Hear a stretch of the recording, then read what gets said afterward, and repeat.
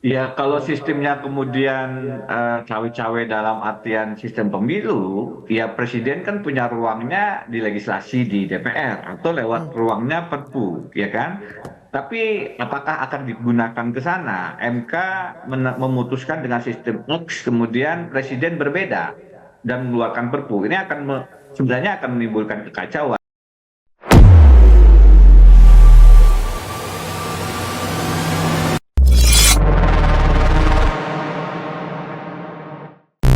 Video ini dibuat bukan untuk menyudutkan siapapun, serta diolah berdasarkan fakta dan data. Jika ada yang merasa tersudutkan, silakan tonton kembali videonya dengan seksama. Assalamualaikum warahmatullahi wabarakatuh dan selamat berjumpa kembali di Lambe Politik. Tema kita kali ini menunggu putusan MK. Terbuka, tertutup, terbuka, tertutup. Jadi publik tengah menunggu putusan Mahkamah Konstitusi terhadap gugatan uji materi Undang-Undang Nomor 7 Tahun 2017 tentang pemilihan umum atau pemilu. Gugatan yang terintegrasi dengan nomor 114 tersebut menyoal pasal 168 tentang sistem pemilu. Lewat gugatan tersebut, 6 pemohon yakni dari Partai PDIP Perjuangan, ada Dimas Brian, kemudian ada Lalu Yuwono, kemudian ada Fahru Rozi, dan lain-lain itu meminta MK mengubah sistem pemilu dari proporsional terbuka menjadi proporsional tertutup. Nah loh, gimana tuh gimana? Nih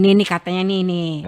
Kalau sistem tertutup diberlakukan, maka parpol akan memiliki kekuasaan otonom tertinggi. Dan ini lagi nih, kalau itu diberlakukan juga, maka sistem proporsional tertutup dikhawatirkan akan ada penguatan kekuasaan di tangan dinasti politik dan oligarki politik. Buset bahasanya. Nah, bisa aja pemilihan caleg dengan menyampingkan kualitas dan loyalitas kader.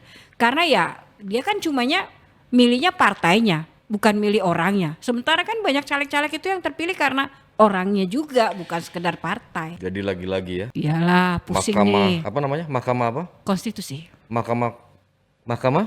Konstitusi, MK. Oh, gue pikir Mahkamah kontroversi. Bukan ya? Wah, mulai ngelawak nih, mulai ngelucu nih. Banyak soalnya kan. Aneh-aneh aja Mahkamah kontroversi ini. Mahkamah Konstitusi ini kan. Benar. Kemarin ngubah soal KPK, masa jabatan diperpanjang. Benar. Terus kemudian ada dugaan mau memutuskan sistem terbuka jadi tertutup. Ya.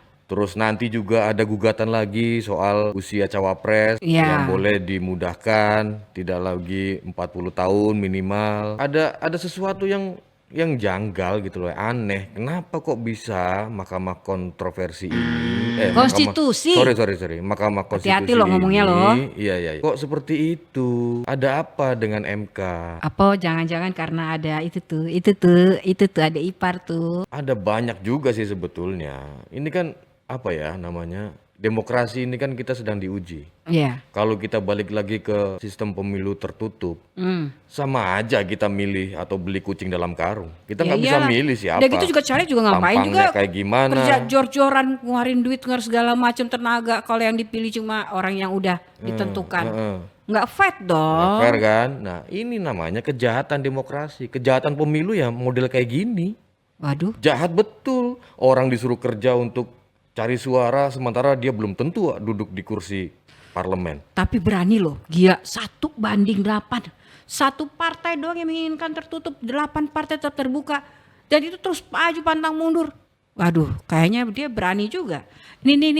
Kabarnya nih, kemarin kan sempet tuh Pak Denny Indrayana tuh profesor ini sempat keluar-keluar kan cerita juga tuh. Bahwa dia udah tahu tuh hasil putusannya akan tertutup karena dapat bocoran.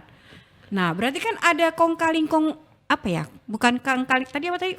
Mahkamah apa? Mahkamah Konstitusi. Kontroversi. Dibalik lagi kali. Gimana tuh? Ya nggak gimana-gimana sih sebetulnya memang naga-naganya juga mau memutuskan begitu. Udah dibaca juga emang udah jauh-jauh hari itu. Banyak ininya, banyak gelagatnya, banyak juga majelis hakim kontroversi itu majelis hakim konstitusi yang bilang mau dikembalikan lagi ke tertutup atau bahkan mungkin ada sistem hybrid, separuh terbuka, separuh tertutup. Ini apa-apaan sih sementara pemilu udah lagi berjalan. Tahapannya sudah berjalan, nanti bulan Oktober kita pendaftaran capres iya. cawapres, kemudian nanti Februari Pemilihan. pencoblosan, kampanyenya juga sedikit, durasinya juga sempit. Tapi nih ya, Tadi kan Pak Denny bilang ya, yang kemarin nih berapa hari yang 4 hari atau 5 hari yang lalu, saya mendapatkan informasi penting, MK akan memutuskan pemilu legislatif kembali ke sistem proporsional tertutup, kembali memilih tanda gambar partai saja. Dan juga putusan MK menerapkan sistem proporsional tertutup itu disetujui oleh 6 hakim konstitusi dan tidak disetujui oleh 3 hakim konstitusi. Nah, menurut Denny nih, penerapan kembali sistem proporsional tertutup berarti Indonesia kembali pada sistem pemilu zaman Orde Baru yang koruptif. Nah inilah makanya. Kalau hakim tanpa nurani ya sama aja keadilan berjubah tirani. Tunggu. Tadi kayaknya baca-baca Twitter nih, ada surat juga tuh dilayangin sama Profesor Denny nih. Kayak intinya nih kekhawatiran dia. Mau dibacain nggak? Bacain nggak? Nah, intinya saya risau kepada Ibu Megawati Soekarno Putri, dia bilang. Jadi intinya nih saya risau dengan hukum di tanah air. Saya berpendapat proses hukum banyak bercampur dengan strategi pemilu 2024. Karena itu saya putuskan membawa isu hukum ke ruang publik agar tidak diputuskan dalam ruang gelap yang transaksional dan koruptif. Nah, seperti apa contohnya? Ya seperti kasusnya Demokrat sekarang nih, yang masih ini kan, Pak Muldoko sama Pak SBY yang belum putus kan? Nah, Betul. Jadi dia bilang intinya saya lihat Ibu paling tegas menolak presiden 3 periode. Lugas menolak penundaan pemilu. Ibu Megawati, gerakan penundaan pemilu dan perpanjangan jabatan Presiden Jokowi masih terus serius dikerjakan sekelompok pihak. Ini berbahaya dan bisa menjerumuskan bukan hanya Pak Jokowi tapi kita semua sebagai bangsa. Silakan Ibu cek ke informasi ini dan mohon perhentikan siasat penundaan pemilu yang nyata-nyata melanggar konstitusi. Melbourne 2 Juni. Tuh, baru kan? Jadi apa sebetulnya? Satu, kita bahas dulu ya. Nah. Sistem pemilu gugatan ini di Mahkamah Kontroversi itu, Mahkamah Konstitusi Konstitusi. itu. Iya. Satu, ini mau terbuka atau yang kedua mau tertutup atau mau tertunda? Ya janganlah. Oh jangan. Kalau nunda berarti kan nanti perpanjang lagi nanti ini lagi. Kan tadi katanya gerakannya ada untuk menunda pemilu Ya lagi. ada benar-benar. Nah kenapa dan siapa juga di belakang itu? Siapa penumpang gelapnya coba? Karena pengen 3 periode tapi mana bisa kan sudah jelas udah nggak bisa lagi. Nah, terus nanti kalau jadi sistem tertutup, katanya Pak SBY ada chaos politik. Ya benar kemarin ramai itu ya beritanya ya. Kalau saya sih menyebutnya nggak chaos politik, Tapi? tsunami politik. Jadi gimana mestinya nih? Nah ini kan sebentarnya kan dari MK sendiri kan belum memutuskan tanggalnya ya. Tanggal putusannya. Tapi sih katanya nih paling lambat 2 minggu ke depan. Atau bisa jadi minggu depan. Nah kalau ini satu partai tetap kukuh kan gitu kan. Nah pasti kan kalau pikir-pikir ya 1 lawan 8 pasti harusnya menangnya 8 kan. Iya kan? Udah gitu dengan diberikan kelemahan dan kelebihan masing-masing. Kalau terbuka gimana, kalau tertutup gimana. Nah kalau misalnya masyarakat lebih banyak menginginkan yang terbuka tapi putusannya tetap tertutup.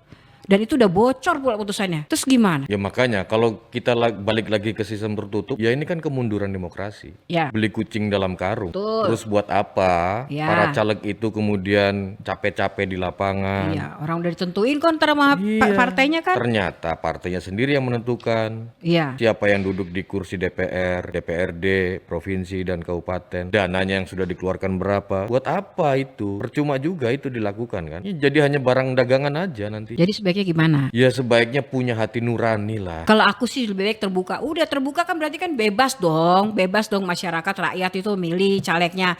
Jadi saya pilihnya si A loh, Ya tapi itu saya kan. sebenarnya nggak suka sama Ya partainya. betul, Atau saya suka itulah partainya tapi esensi saya maunya demokrasi. yang ini. Semuanya ada di tangan rakyat. Nah, kalau kita Kedaulatan lihat- ada di tangan rakyat. Kalau kita evaluasi kemarin, itu banyak caleg yang terpilih itu bukan nomor urut 1 loh, tapi dia nomor urutnya yang belakang yang paling tengah-tengah gitu. Jadi nomor urut itu sebagian besar itu tidak menentukan bahwa caleg itu terpilih. Tapi kalau misalnya dibikin tertutup, berarti kan berdasarkan nomor urut yang telah ditetapkan oleh partai. Apa belibet nih ngomongnya nih. Kita ingatkan aja ya, kita ingatkan ke para penjaga demokrasi, benteng terakhir penjaga demokrasi, para hakim para hakim konstitusi itu ya. Satu hal yang paling menghina Tuhan adalah ketidakadilan. Ya, Hakim tanpa nurani sama aja keadilan diselimuti tirani. Hidup keadilan.